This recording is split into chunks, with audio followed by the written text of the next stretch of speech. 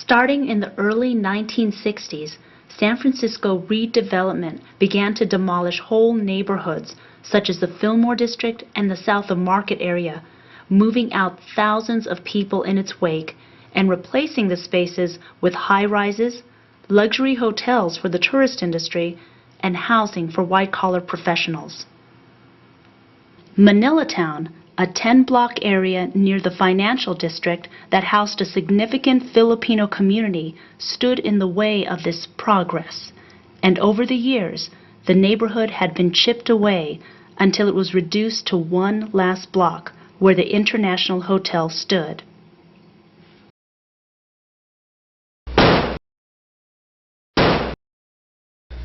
That's the sound of Richard Hangisto swinging a sledgehammer, breaking in a door here at the Tenants of the International Hotel.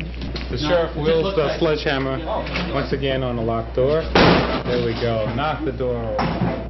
Now they come here and Hangisto make a lot of damages to human body, to human right. We're a peaceful people who lives in that building. And why do you have to do this to us? The demonstrators, the people in support of the International Hotel Tenant, have moved into a human barricade surrounding the International Hotel as the scene seems to tense up. It appears as though people are understanding that the police department are about to make their move and are militantly shouting their sentiments about what's going to happen tonight, and you can hear that in the background. They're hitting people. From the other side, the police units that are on horseback are now moving into the crowd and effectively keeping the crowd on the other side from moving. What's happening is that a large portion of the crowd in front of the front door of the International Hotel is being squeezed between officers with clubs on one side and officers on horseback on the other side. The situation is very ugly here at the International Hotel. A large group of supporters massed in front of the front door of the International Hotel are being pushed by force by members of the San Francisco Police Department.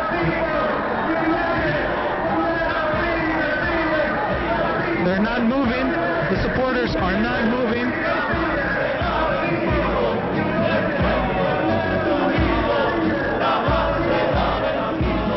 Fight hard with us so that we can maintain the hotel from being demolished. Our unity is our strength, our hope. Don't quit, you know, even though some of us may have left it for a little while and come back. You know, I myself, I think after the eviction, I would say, I mean, we didn't have these kinds of terms before. And all of us who were part of that eviction night and those who had been struggling with it for that long were stressed out, you know, and we were traumatized basically, and weren't able to really get to it. Even till this day, I could say that, you know, when I started writing the dissertation, like in the first time, I had cried for weeks before I could even get to page 1. Because I would remember what happened. I mean, I could tell you these things now because I've already gone through my own emotional turmoil, and you understand that it's bigger than you, and so you have to tell the story, because otherwise people are not going to learn. What's the point of remembering, you know, any kind of struggle? Why do you do that in the first place? It's because you don't want it to happen again. And you want people to learn those lessons. And, you know, I certainly did learn that. So, and I think other people could learn it through me, you know, by reading about it or learning about it through these kinds of interviews. But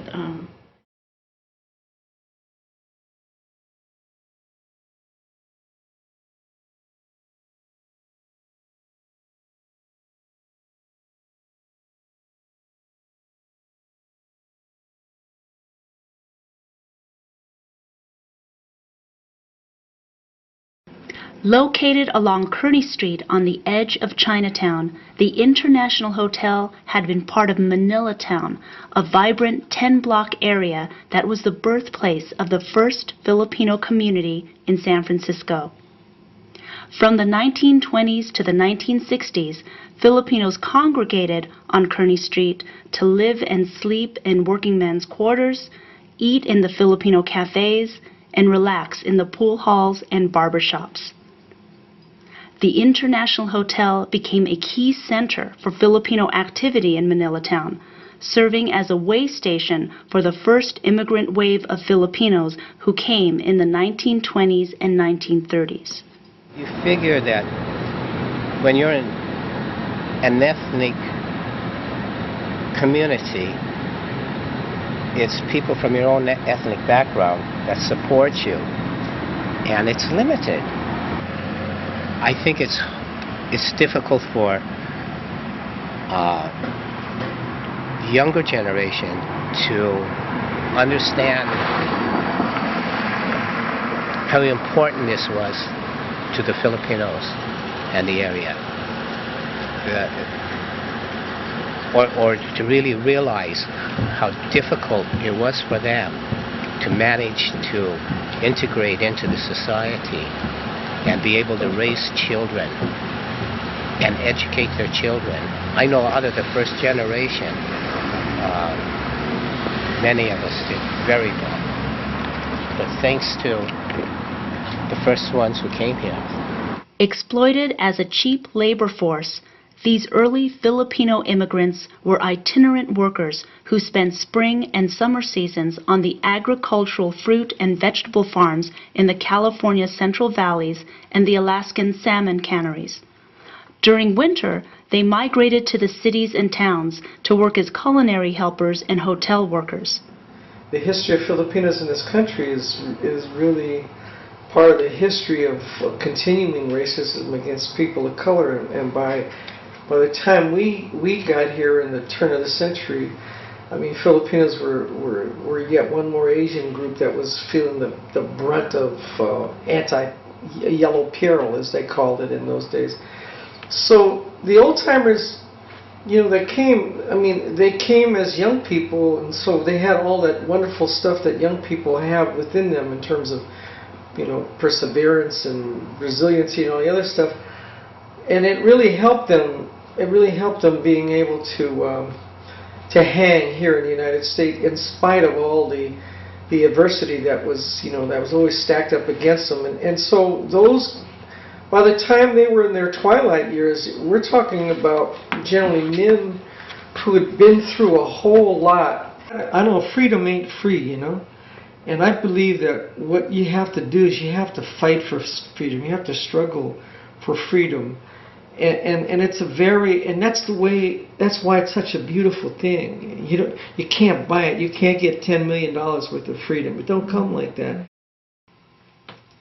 After World War II, many agricultural workers and veterans of both World Wars retired to residential hotels like the International Hotel. Cheap places where they could afford to pay rent and still manage to send money back to their families in the Philippines. Agricultural work was backbreaking and social conditions were harsh. Life had been cruel to these men, and many of them lived out the rest of their lives without adequate health care. Although they were poor and politically powerless, the elderly Filipinos evolved into a tight-knit community, and the International Hotel became a home, not just to short-term residents. Some had stayed there for more than 50 years by the time the anti-eviction struggle began. Those who were inside the iHotel know that they were not just victims, that they actually struggled with us for that 10, 15 years that we were together. Like, for example, Wahat, one of the things he told us, I will defend this hotel until my death if you want me to. That unity between these old-timers, you could see it in the hallway when they would go past each other and talk with each other. You could see it in the kitchen when they would cook each, Tangi would be cooking something, and they would swap foods with each other. Let me try that. Or somebody would come in and was a bad cook, they would go like this. It's true. They were some of the best cooks around. That building, the aromas in that building, man, permeated the whole building and the whole neighborhood, along with Chinatown and Manila Town. Mabuhay restaurant was.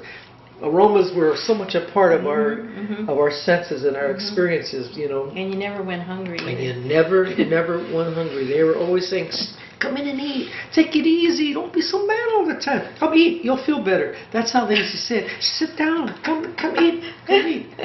I never got there. Sit up there. Bill, take it easy. Take it easy. That's how they used to say it to me, man. He says to me, "You know how these guys talk about sugar cane?" I said, "Sugar cane?" And then he corrects me, says, "You don't know sugar cane. What's wrong with you?"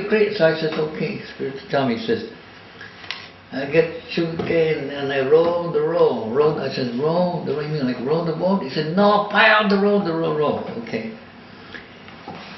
So Spiritu was a sugar cane. Manong lived at the I Hotel. And one thing about the Manongs is, especially that generation, okay, they respected everyone, but they expected it in return. What they went through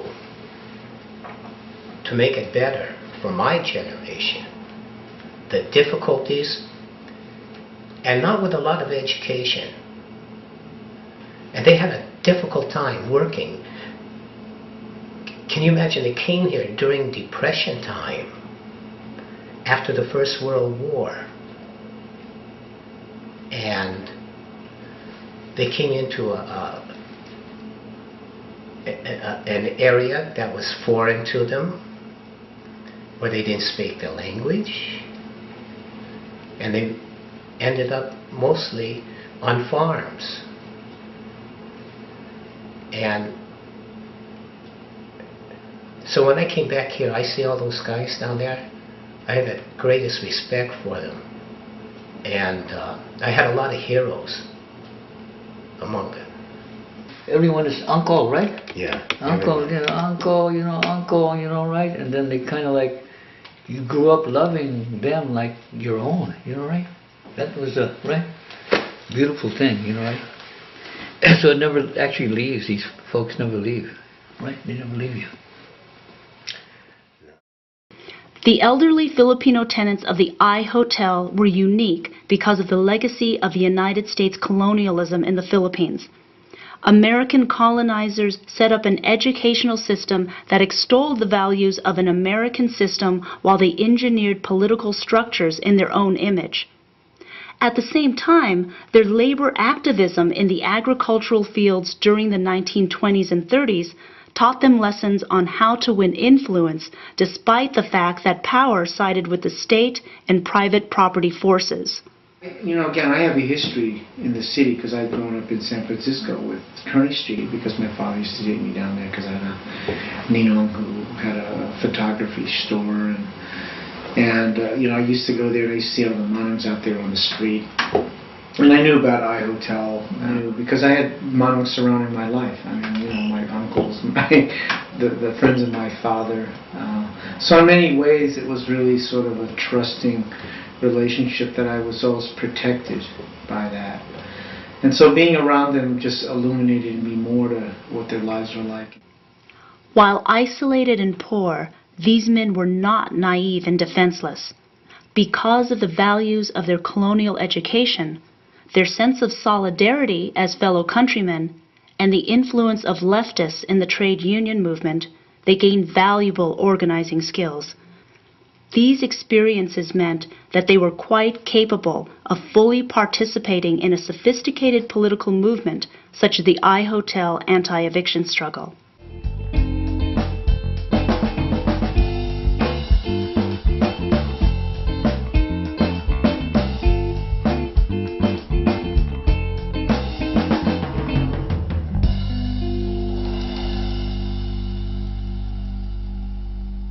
I dream that this building will be for the people, for the poor people, for the senior people, and you will maintain this building. I dream that this building will never move. I dream you people will never move.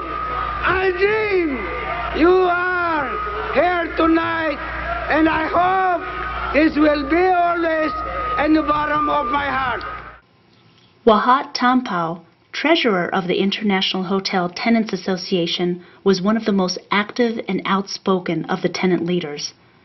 Wahat's transformation from tenant to tenant leader was remarkable as he organized and campaigned for himself and for the plight of all the poor and elderly in San Francisco. He had a quiet dignity and courage that was unmatched by other leaders. Wahat was, in terms of his background, was similar and different than other tenants. What made him different was that he came from the Benguet tribe, which is part of the indigenous people who was not colonized by the Spanish. And he wasn't ashamed of it. Most Filipinos are saying, okay, we don't eat dog, we don't dress like that, we don't have, you know, and he was like, he would be joking around with us and say, you know what, I eat dog. Right. And I love it. He told me a story one time. he told me a story about eating dog. He said, you know, when I got here, he said, I saw they were selling dog. It said hot dogs. And I thought, oh, they sell dog here. So I went and I got one, and it was good. And then I got one more, and I thought, wow, this is all right. They eat dog here too. It's true. That's a true story. Wahat Tampao, born on February 14, 1910, in Pico, La Trinidad Mountain Province in the Philippines, served in the U.S. Navy from 1928 to 1949. He first came to the International Hotel in 1929. Like other sailors and merchant seamen, whenever he was in San Francisco, he stayed at the I Hotel. He made it his permanent home in 1963. His wife and 5 children stayed in the Philippines, and he sent most of his money home to them. The night before the eviction, we were together in the morning until the next day, and we didn't know that it was going to happen that evening. But I had picked him up around 6 o'clock in the morning because we had a 7 o'clock meeting. No, it wasn't a meeting, it was a radio show. Oh. At KPU. And then in the evening, of course, it was very frightening when it started to happen, and we were all inside. And he knew I was very nervous. You know, I was very anxious. And everybody had sort of prepared themselves for this eventual thing. You know, you have to do it emotionally, psychologically, all of that. But I didn't have time to do a lot of that because I was running around with Wahat doing different things. And other people in the United Front had done that, so they were prepared. So I think I wasn't as prepared as I could have because I was just running around and doing so much work. And so I think he saw that, and he went down the hall, and he had cut open cantaloupe, right? And while we were hearing like, you know, like the bashing of windows and, you know, and I'm like scared to death. And he comes out with this cantaloupe on this plate and hands me a slice. In the middle of this thing that's going on, you could hear all this stuff. You could hear chanting on the outside, you know, because everything was muffled because there were beds on the walls and on the windows and, you know, on the doors, you know. So barriers. So you could hear the chanting outside, but it was you hear like that. And then there was chanting inside too. While all this pandemonium's going on, he hands me a sliced cantaloupe. Because he he knows, and I start crying uncontrollably, but at least I was able to eat that, and it calmed me down. Beautiful story, man. Wahat's colonial consciousness about America's benevolence and the superiority of its government, ironically, was the basis for his militancy that city government make good on its promises to its tenants. A brave and stoic warrior who was willing to put his body on the line for the struggle, it was only at the end of the eviction, when tenants had been thrown out into the streets without any plan for their temporary shelter, that Wahat lost his control and his faith in America. Miss De La Cruz was like the iHotel mom. I mean, everybody called her Mama. And although she was really involved in the struggle and activist, she didn't seem like that to me. She was sort of the behind-the-scenes kind of worker, but she always got work done, and she was just like a mom. She cooked and made sure the kids were okay, and was always really open and warm. Luisa de la Cruz was born on December 8, 1925, in Caloocan, Philippines. As soon as she arrived in the United States in 1969, she worked in manufacturing and in the garment industry. She worked full-time in the day, and in the evenings and the weekends worked at the iHotel, preparing Filipino foods for the various outings and celebrations. She even had time to make curtains and bring in potted plants for the iHotel in order to make the place cheery and home-like for all the tenants. She and her husband, Mr. Alfredo de la Cruz, came because to the hotel because he said, well, you need something to do. They didn't have a family, and she always wanted to have a family. And he said, you need something to do. And so they knew about the International Hotel, and they moved in there because, it was also affordable, but because he wanted her to be involved. On Sundays, she coordinated the Sunday brunches that included music and dancing. These family-type gatherings were important for the elderly who had no family ties. In addition, the home-like atmosphere in the early years that she provided helped to cement the ties between the youth and elderly. As a person who spoke Tagalog, she provided the bridge between the assimilated youth who could speak no Filipino dialect and the elderly who spoke mainly Tagalog. I lived down the hall from her. She lived in room 200, and I lived in room 210. And we used to have dinners in the hallway because our rooms were so small. You could never invite people into your room. They were just too tiny. So we'd get chairs and put out in the hallway, and we used to have these hallway dinners, and Louisa and Alfreda would have potlucks, and Julie would cook stuff, and Alfreda would cook stuff, and they were great. One of the things that I always felt about Louisa is she brought that integrity by everything that she did in that hotel. And the men, she was one of the few women also, but the men always saw her, and when she would say something or do something or ask, people would respond. The old-timers would respond. It was for all of the right reasons. It was that she was a woman, it was that she was a leader. Part of Mrs. D's commitment to the iHotel struggle was a result of her sense of family, a duty and responsibility to take care of other family members. She had the bayanihan spirit, the spirit of helping your countrymen, and a sense of caring for the elderly. Both traits valued in the Filipino culture that were important for the iHotel struggle.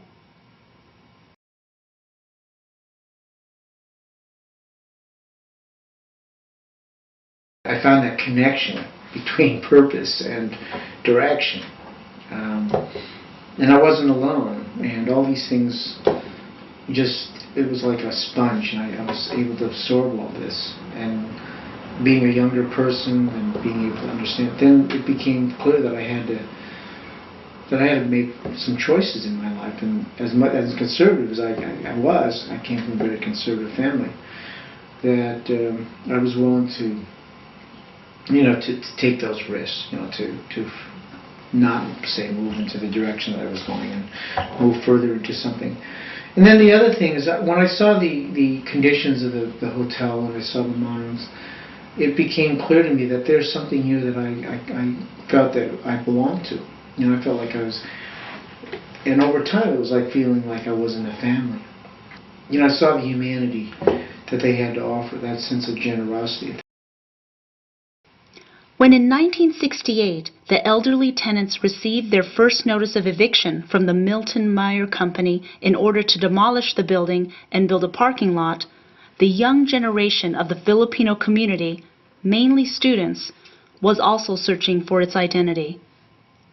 Students and young people around the world rebelled in the late 1960s, but for Filipino Americans, that youth rebellion took the form, in part, of coming to the defense of their elders.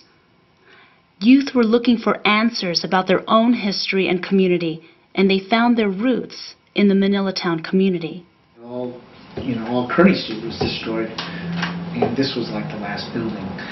And this is why the resistance was more important. It was like that sort of connection was finally made between another generation to the monarch. So they stood up. But it was like another connection was made to a generation of young people who rushed to this, who gravitated to it. The key to the youth's quest for identity was involvement in the community, particularly in struggles to extend democratic rights. Fortunately, the struggle to save the International Hotel came at an opportune time, presenting itself clearly on multiple levels as a fight for housing rights, for the right to live in one's home, and for the defense of Manila Town as living evidence of the community's resistance in the face of discrimination.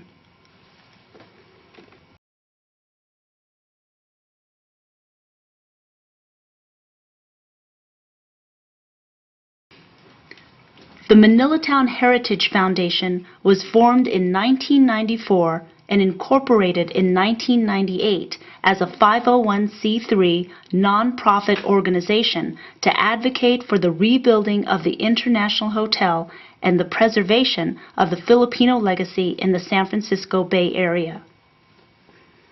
Also in 1994, a community partnership was formed between the Manila Town Heritage Foundation, Chinatown Community Development Center, the Mayor's International Hotel Citizens Advisory Committee, St. Mary's Chinese Catholic School, and the Archdiocese of San Francisco to purchase the original site to construct 104 units of affordable housing for seniors and a community center. I'm really hoping as a mother that we will have a place that really is for the community. I mean, there have been other places that have sprung up, but it really is important that it have grassroots origins, any type of cultural center that we have.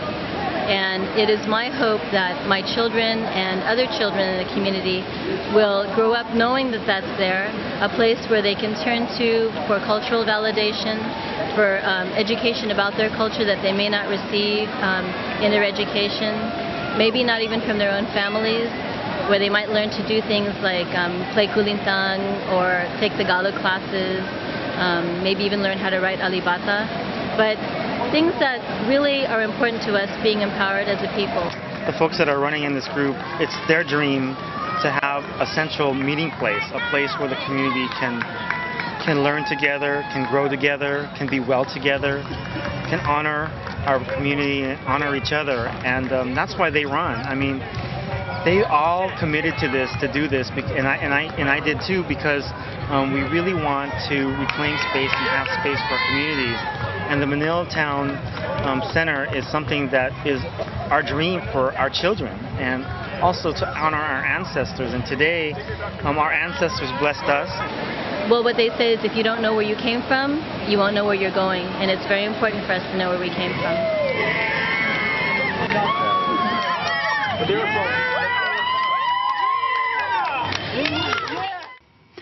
On July 27, 2004, in support of this momentous event, the San Francisco Board of Supervisors proclaimed the area the Manila Town Historical Site. Well, we keep saying legacy, and that's preserving the past, or at least acknowledging our history is a way of continuing the legacy. And the legacy of Manila Town is a place where you could sort of discover where you fit in your community. You know, what your identity is. What does it really mean? I mean, what's it all about?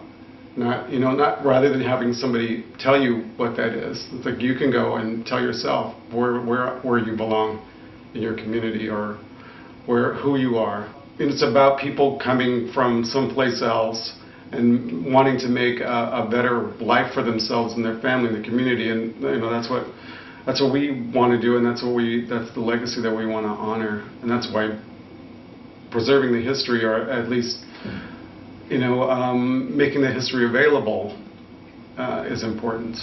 The new International Hotel Senior Housing will open its doors in August 2005, along with the Manila Town Center on its ground floor. The vision for the International Hotel Manila Town Center is to be a gathering place where activists, community members, cultural groups, and artists, young and old, can come together to express their identity, concerns, and aspirations, build cultural capacity, advance social change, and nurture community resilience. What's really important is that we have to change public policy around housing and the need for more housing and affordable housing, and we have to affect it locally. We have to change policy locally and nationally. The International Hotel, will always be, for always, affordable housing for senior citizens. That it will always be that, and that building and that structure will always be an icon for poor people, and for poor people to resist and to fight back against people that would try and push them around and violate them by throwing them into the streets beyond their rights to a place to live. And I believe that very strongly, that housing is a human right. And I think in the iHotel I learned it, and I learned it from the people who really put their lives on the line to let us know that. So that's part of the legacy of the International Hotel. The International Hotel is a symbol of activism for both the young and old in the Filipino community, an intergenerational and family endeavor.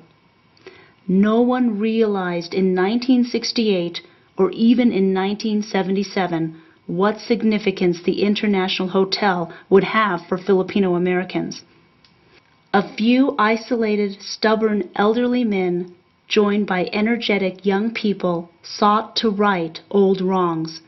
Together, they engaged in a local neighborhood development battle that gripped an entire city. They provided an example for low-income housing struggles throughout the country, and they succeeded in rebuilding their home. The International Hotel made a contribution to people's movements generally in the United States, but the struggle also profoundly affected the character of an entire ethnic community. The left-oriented elderly joined with the newly radicalized youth to create an identity through political struggle, and a coherent, self-conscious narrative of Filipino experience in America took shape. Years from now, we may wonder if this building, if people will lose the memory of this building, and the people who helped build it, and the people who helped create the International Hotel. And I just want to say that the memory of this building, everybody who's ever lived in the iHotel, everybody who's ever sang and read poetry and done music in the International Hotel will never ever be lost. We will always carry this building with us, and this building will always carry our spirit, because this is not an ordinary building. There may be people who will treat it like this, and see that it's just a building that houses people, but for us it's more than that. It houses all our dreams and all our ancestors' dreams and their ancestors' dreams, and it goes on into the future. This building is not an ordinary building, and its memory and our connection to it will never ever be lost. I want you to remember that for all time. And this community is always a part of the International Hotel, now and into the future. The International Hotel Manila Town Center will also signify a renewal for the Filipino community, a place to reap the benefits of a rich history, especially the story of the first wave of Filipino immigrants. In addition to providing affordable housing for San Francisco seniors, the memory of the iHotel tenants will be preserved, and new generations will come to learn and participate in their history. The International Hotel Manila Town Center is a memorial, not aimed at reconciling or overcoming the shock of eviction, but a reminder of what never should have happened. The Manila Town Center is important because it's kind of like a physical remembrance. The way you get rid of people is to physically remove them. And what we're doing is putting it back. And once you have, it's sort of like a public space. If you have a place for people, it becomes a source of empowerment too. Because you not only remember, but you're there constantly making history every day, which is what, we hope the center will be like, and that people will use it that way to organize. But I think they will begin to remember what it was for people to struggle and how hard it was, and that what happens is that the younger generations, I'm including myself in this at that time, is that we don't remember how much people struggled for us, the sacrifices they made for us. And so therefore, we have to give back, to the community, and at the same time, have that legacy so that the young children can understand. Resistance is probably the last word. That's been our attitude, and I think it's kind of like a mantra in some ways, because if you give up, you're not going to have anything.